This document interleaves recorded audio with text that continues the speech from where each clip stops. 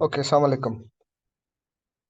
बेटा, आज हम लोग हमारा सेकंड लेक्चर है मशीन लर्निंग कोर्स का, जिसमें मैं आप लोगों को दो टूल्स के बारे में थोड़ा सा इंट्रोडक्शन दूंगा। एक तो हम लोग देखेंगे कि वीएस कोड जो हमारे पास मौजूद है वो पाइथन के लिए हम कैसे यूज कर सकते हैं। ठीक है। वीएस कोड जो आईडी हमारी मौजूद है उसको कैसे डाउनलोड करेंगे और कैसे हम लोग इंस्टॉल करेंगे। दूसरा, हम गूगल कोलैब को किस तरीके से इस्तेमाल कर सकते हैं पाइथन के लिए। गूगल कोलैब भी एक ऑनलाइन टूल है, बड़ा जबरदस्त टूल है। अगर मशीन लर्निंग वगैरह करनी है तो हम लोग गूगल कोलैब के जरिए से यूज कर सकते हैं। तो सबसे पहले हम लोग चलते हैं google.com पर। पहले मैं आप लोगों को ये बताता हूँ कि वीएस कोड को आप लोगों ने डाउनलोड किस तरीके से करना है। आपने लिखना है वीएस कोड डाउनलोड, इस पे क्लिक करेंगे और इसके बाद ये पहली साइट आएगी code.visualstudio.com। ठीक है, इस पे क्लिक किया हमने, ये इधर साइड पे आ जाएगा। इसके बाद जो भी आपका ऑपरेटिंग सिस्टम है, आपका लिनक्स है, मैक है या विंडोज ऑपरेटिंग सिस्टम है, उसके डाउनलोड पर आप क्लिक कर देंगे तो ये डाउनलोडिंग करना शुरू कर देगा हमारे पास। क्योंकि मेरे पास ऑलरेडी डाउनलोड है तो मैं डाउनलोड नहीं कर रहा। मैं इसके सेटअप को वैसे ही कैंसिल कर देता हूँ क्योंकि ऑलरेडी मौजूद है मेरे पास। एक चीज। दूसरा, आप लोगों ने जो करना है वो है पाइथन। तो हम लिखेंगे पाइथन डाउनलोड। ठीक है, गूगल पर जाकर और यहाँ से python.org.com पर python.org पे जाएंगे। तलहा, ये काइंडली यार ये लिखना खत्म कर दें।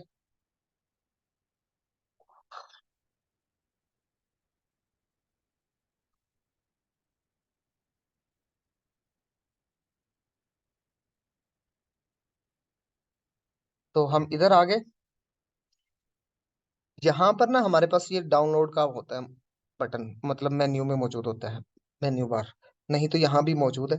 तो इधर डाउनलोड पे क्लिक करेंगे, लेटेस्ट वर्जन आपका डाउनलोड कर देगा। इस वक्त जो लेटेस्ट वर्जन है 3.1 1.4। आप इस पे स्टार्ट डाउनलोड करेंगे तो डाउनलोडिंग हो जाएगी। इस वक्त मेरे पास दोनों डाउनलोड है।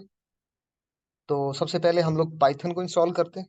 पाइथन पे क्लिक किया मैंने, ये ऐड path.exe, इस पर भी क्लिक कर देंगे और इसके बाद इंस्टॉल नाउ पे। ठीक है, फिर ये यस का ऑप्शन आएगा, इस पे क्लिक किया हमने।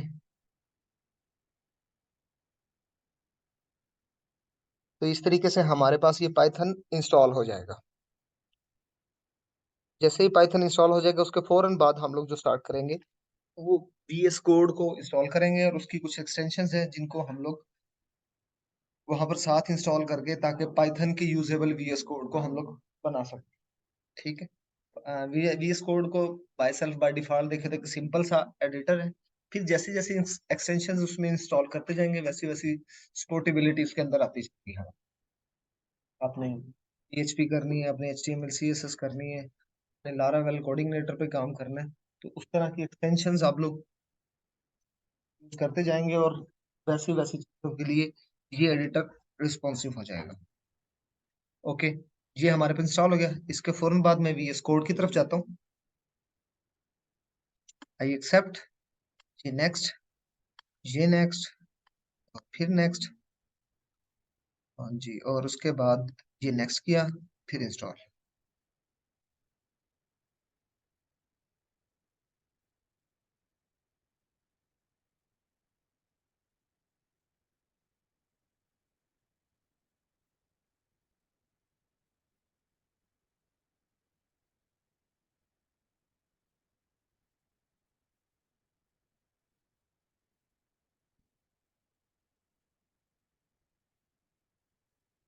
जैसे ही इंस्टॉल हो जाएगा इसको फिनिश करेंगे हम। इसके फौरन बाद हमारे पास ना हमारा VS कोड ओपन हो जाएगा। VS कोड को ओपन होने के बाद ये ऑलरेडी मेरे पास पहले से इंस्टॉल था तो इसलिए वो बहुत सारी चीजें मौजूद थी। हाँ, टैब्स ओपन है तो मैं इनको ऑफ कर देता हूँ। आपने करना क्या है, सबसे पहले जाना है अपनी एक्सटेंशंस को इंस्टॉल करने के लिए यहाँ पर। ठीक है, इधर लिखना है आपने पाइथन,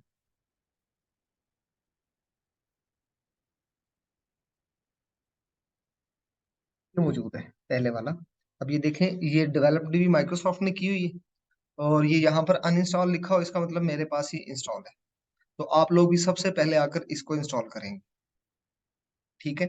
अगर ये इंस्टॉल नहीं हुआ तो फिर हमारे पास थोड़ी सी इश्यूज बन सकते हैं, हमें कोड सेल्फली करेंगे तो उसमें और प्रॉब्लम्स आएंगी, रन भी नहीं होगा सही से। तो अपने इस एक्सटेंशन को इंस्टॉल करना है। ठीक है। इसी तरह एक और एक्सटेंशन है, नोट जुपिटर नोटबुक। ये भी माइक्रोसॉफ्ट की डेवलप्ड है, इसको भी आप इंस्टॉल कर लेंगे। जुपिटर नोटबुक को जब इंस्टॉल करेंगे तो आपको कोलैब और जुपिटर नोटबुक, यानी कि आपकी जो ये VS कोड है, ये थोड़ा सा सिमिलर लगेगा। फिर आप चाहे इधर कोडिंग करें या उधर कोडिंग करें तो आपको दोनों तरफ प्रॉब्लम्स नहीं होगी।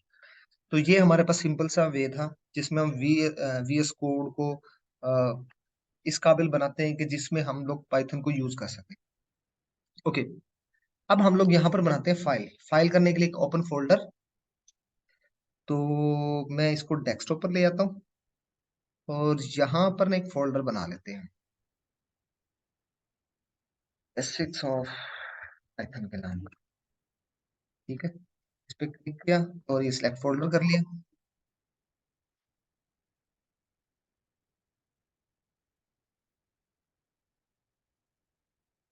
ये हमारे पास ना ये फोल्डर क्रिएट कर देगा। ये देखे ना, बेसिक ऑफ पाइथन, ये आ गया हमारा। अब जब भी फाइल बनानी है तो ये न्यू फाइल, इस पे क्लिक करेंगे हम। अब लेक्चर 2 है हमारा, दोबारा से क्लिक कर देता हूँ, Lecture2.py। ठीक है। इस तरह क्रिएट किया तो ये हमारे पास पाइथन की फाइल क्रिएट हो जाएगी। तो हम सिंपल पाइथन करने के काबिल हो जाएंगे। लाइक मैं यहाँ पर लिखूँ ना, एंड, और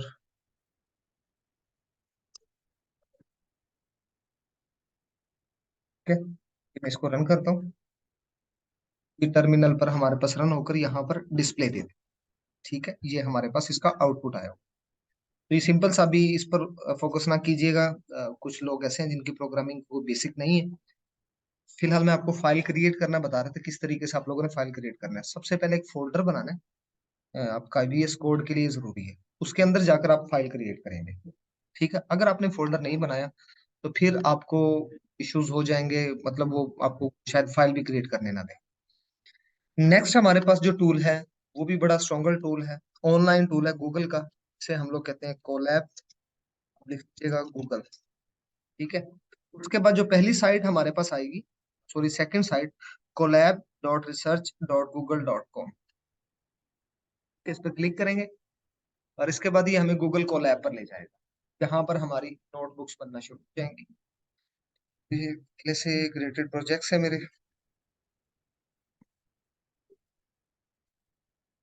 आप बेशक इसमें किसी पर भी क्लिक कर ले स्टार्ट में, और अगर आपके पास न्यू का ऑप्शन ना आए तो वो वैसे एक ओवरव्यू दे रहा होगा कोलैब को यूज कैसे करना है। खैर, बस फाइल क्रिएट करनी है, फाइल पर जाएंगे और न्यू बुक क्रिएट क्लिक करते हैं। ठीक है। ये हमारे पास न्यू बुक आ गई, और इस न्यू बुक पर हम लोग पाइथन का कोड कर सकते हैं। तो ये दो एडिटर्स थे, दो एडिटर के नाम, दो आईडीज मौजूद हैं। एक ऑनलाइन है जिसको गूगल डायरेक्टली खुद सपोर्ट कर रहा है, या डायरेक्टली गूगल के ही सर्वर पर वो रन हो रही है। दूसरी जो हमारे पास मौजूद है वो, एक मिनट दीजिएगा भाई।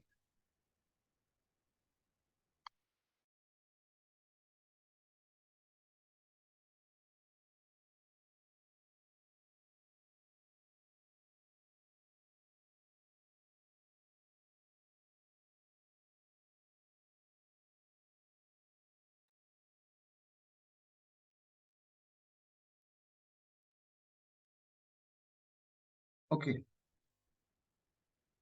तो बेटा कोलैब के बारे में बता रहा था, ये कोलैब हमारे पास मौजूद है, और इस पर भी आप लोग पाइथन की कोडिंग कर सकते हैं। इसमें इसका सबसे मजेदार बात यह है कि जब आप लोग मशीन लर्निंग पे बड़े बड़े डाटा सेट पर काम करना शुरू करेंगे तो हमें GPU की जरूरत पड़ेगी डाटा सेट को ट्रेन करने के लिए। तो वो हमारे जनरली सिस्टम्स में नहीं होता, अगर हम लगवाने जाएं तो थोड़ा सा एक्सपेंसिव होता है, बट ये हमारे पास ऑनलाइन है, इसी पर हम लोग काम कर सकते हैं। दूसरा ये, इसमें किस तरीके से रन होगा, मैं स्टार्ट में बेशक वैसे ही डायरेक्टली क्लिक करके देख लीजिएगा, यहाँ पर देखा ना अलोकेटिंग, और फिर आ गया कनेक्टिंग।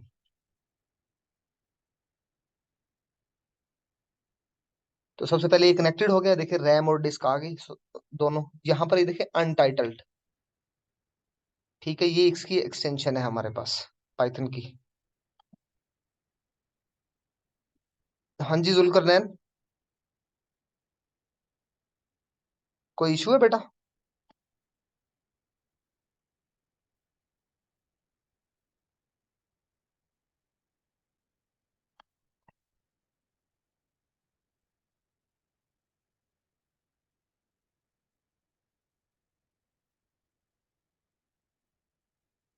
अब प्लीज तलहा यार, ये अपना कैमरा ऑफ कर ले, मेहरबानी होगी आपकी हजूर।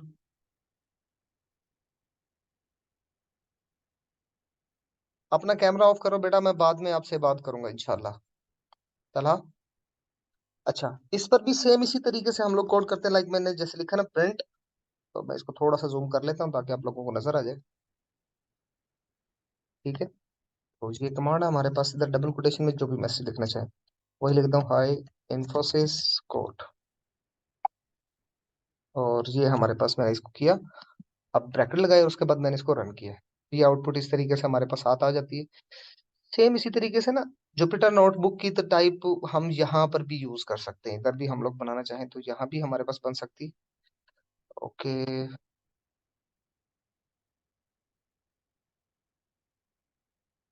वॉइस डिस्टरबेंस आ रही है? सबको आ रही है वॉइस डिस्टरबेंस, या रमजान मलिक को ही आ रही है सिर्फ? तो बेटा ये दो टूल्स थे जिनको हम लोगों ने इस्तेमाल करना है, और इन पर ही हम लोग आगे पाइथन के जो लेक्चर्स हैं, इवन मशीन लर्निंग के जो लेक्चर्स हैं, वो सारे के सारे यहीं पर ही, इसी पर ही कवर अप करेंगे। मैं अगेन से बता देता हूँ कि हमने क्या अभी तक क्या कुछ देखा है।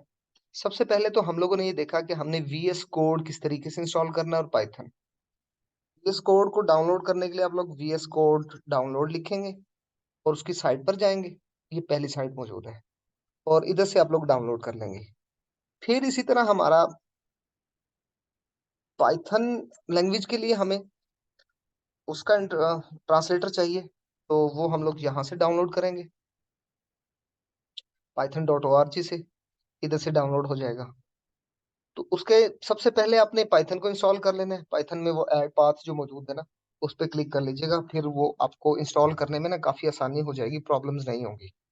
और अगर आप लोग वो इंस्टॉल नहीं करते हैं तो फिर मेरा नहीं ख्याल कि इस पर एक्सटेंशन खुद से आएगी, फिर हमें मैन्युअली खुद करनी पड़ेगी, तो इसका जरा ख्याल कीजिएगा। नेक्स्ट जो दूसरी चीज है, उसके बाद हमने वीएस कोड को इंस्टॉल करना है। वीएस कोड को इंस्टॉल करने के बाद डायरेक्टली आएंगे हम एक्सटेंशंस पर। यहाँ पर एक तो सबसे पहला हमने पाइथन को इंस्टॉल कर लेना है, ये पाइथन मौजूद है, ठीक है, माइक्रोसॉफ्ट, ये माइक्रोसॉफ्ट लिखा हुआ होगा। फिर इसी तरह आपको जुपिटर नोटबुक भी आपको इंस्टॉल कर लेंगे तो ज्यादा बेटर है। ये जुपिटर नोटबुक हमारी मौजूद है, इस पर भी ये माइक्रोसॉफ्ट का ही लिखा हुआ है, Microsoft.com का डेवलप्ड है। तो इसको भी आप इंस्टॉल कर लेंगे। जब ये दोनों चीजें इंस्टॉल हो जाएंगी तो आपके पास कोड करने में बड़ी इजीनेस आ जाएगी, बड़ी इजीली आप कोड कर सकेंगे। ठीक है, अच्छा, ये जुपिटर नोटबुक की एक्सटेंशन है हमारे पास, IPyNB, ठीक है। सेम यही एक्सटेंशन अगर हम लोग यहाँ पर दें lecture2 ठीक है, तो ये देखें, ये सेम वैसे ही बन गई जैसे शेल आप लोगों को इधर वीएस, सॉरी, इसके अंदर गूगल कोलैब पर मिल रहे थे। सेम इसी तरह जुपिटर नोटबुक पे भी आ जाएगा। अब यहाँ पर भी हम कोड लिखना चाहें तो लिख सकते हैं, प्रिंट, और सेम यहीं पर हाई इन्फोसिस कोड, सेमीकोलन लगा दी। इसके बाद यहाँ पर ये रन मौजूद है, इधर भी ये देखिएगा लेफ्ट साइड पर रन मौजूद है। सेम इसी तरीके से यहाँ भी लेफ्ट साइड पर रन मौजूद है, ठीक है। अब ये रन होकर हमें आउटपुट दे देगा, देखिएगा ये इसी तरह साथ में दी है। यहाँ पर देखिएगा, यहाँ भी नीचे ही दी है। अब आपको इसका नया शेल बनाना है, तो यहाँ पर ये देखिएगा नीचे फौरन से माउस लेकर आएंगे ना, तो वो आपको ये प्लस कोड लिखा हुआ आ जाएगा, ये यहाँ पर क्लिक करेंगे प्लस कोड तो भी आ जाएगा। ठीक है।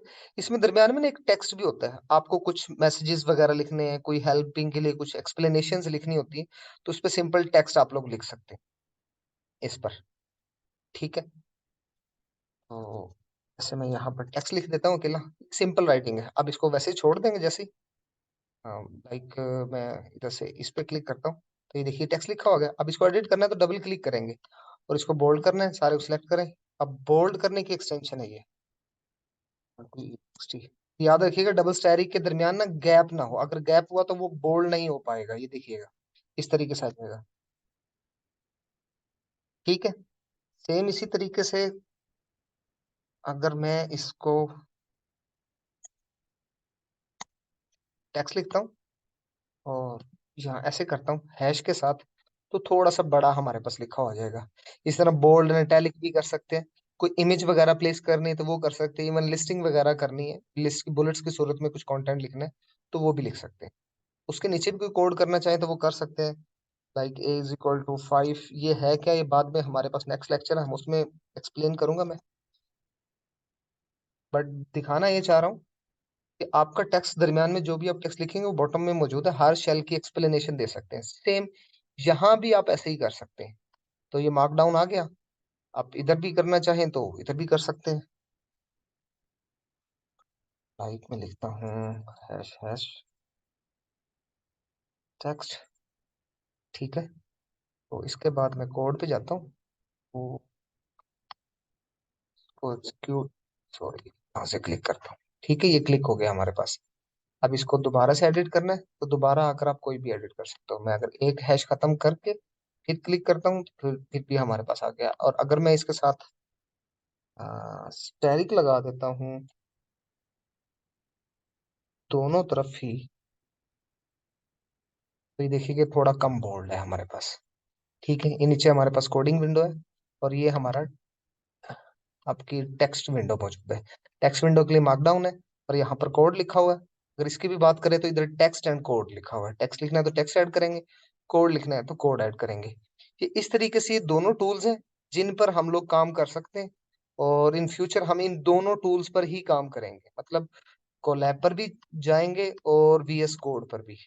फिर ये आप लोग देख लीजिएगा कि आपको इजी इसमें फील होता है वहां पर, या मशीन लर्निंग का जिस पोर्शन तक हम रिलैक्सली या इजीली VS कोड को यूज कर सकेंगे वहां तक उसी को इस्तेमाल करेंगे। बाद में जब हमारे पास बड़े डाटा सेट आ गए तो हम इंशाल्लाह गूगल कोलैब को ही यूज करेंगे। अच्छा, गूगल कोलैब की ये जो ना नेम, इसको आप चेंज कर सकते हैं। मैं बेसिक लिख देता हूँ। ठीक है। अब ये डायरेक्टली ऑटोमेटिकली हर कुछ देर के बाद ना ये सेव होता है। सेव होगा कहाँ पर, आपकी गूगल ड्राइव के अंदर जाकर देखिए कि ये वहां पर मौजूद होगा। ठीक है। अदरवाइज ये इसको इस तरीके से आप लोग सेव कर सकते हैं, save a copy in a drive, ये ऑटोमेटिकली गूगल ड्राइव में जाकर सेव हो गई होगी। ओके। तो अब मैं लेक्चर की रिकॉर्डिंग ऑफ कर रहा हूँ और आपके माइक अनम्यूट कर रहा हूँ, तो जो जो क्वेश्चंस हैं वो मुझे